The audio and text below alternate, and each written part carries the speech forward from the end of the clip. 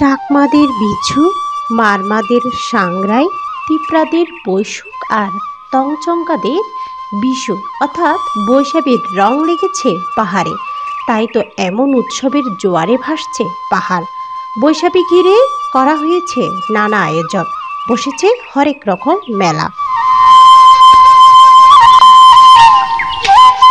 রাঙামাটি ক্ষুদ্র নৃগোষ্ঠী ইনস্টিটিউট চত্বরের এই মেলাকে প্রাণবন্ত করতে নানা অনুষ্ঠানে মেতে উঠেছে ক্ষুদ্র নৃগোষ্ঠীর তরুণ তরুণী।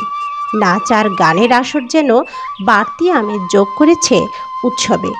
শুধু চাকমা, মারমা কিংবা তিপ্রা সম্প্রদায় নয়, বাঙালি ছেলে মেয়েদের পদচারণায় এই বৈশাখী উৎসব যেন সম্প্রীতির মিলন মেলা।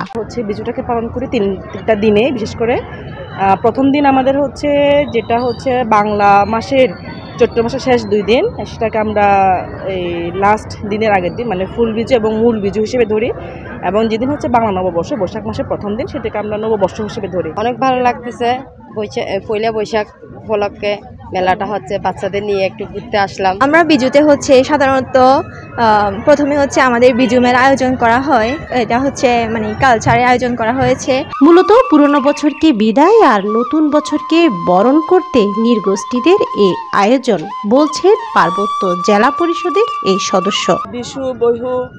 বিহু বৈশু মেলা মানে আনন্দ মেলা। সবাই এটা একটা মিলন মেলার জায়গা। আমরা সবাই একত্রিত হব। আমাদের সব সময় যদি আমরা সবাই একত্রিত হয়ে থাকি, তাহলে আমাদের মধ্যে সম্প্রীতির বন্ধনটা দৃঢ় হবে। এই উৎসবের মধ্য দিয়ে পার্বত্য অঞ্চলের নতুন প্রজন্ম সম্প্রীতির বাংলাদেশ করবে বলে মন্তব্য করেন এই মুখ্য নির্বাহী কর্মকর্তা। কমিউনিটির যে প্রোগ্রামগুলো, সেগুলোতে আমরা সরাসরি আয়োজন করছি না, কিন্তু প্রত্যেক কমিউনিটিকে আমরা সহযোগিতা করছি, যাতে তারা যথাযথ প্রস্তুতি সহ এবং তারা যেন তাদের এই আনন্দ উৎসবটা ঠিকঠাক মতো আয়োজন করতে পারে, উদযাপন করতে পারে। পাহাড়ের এই বৈশাখীর আনুষ্ঠানিকতা চলবে অর্ধ মাস ব্যাপী।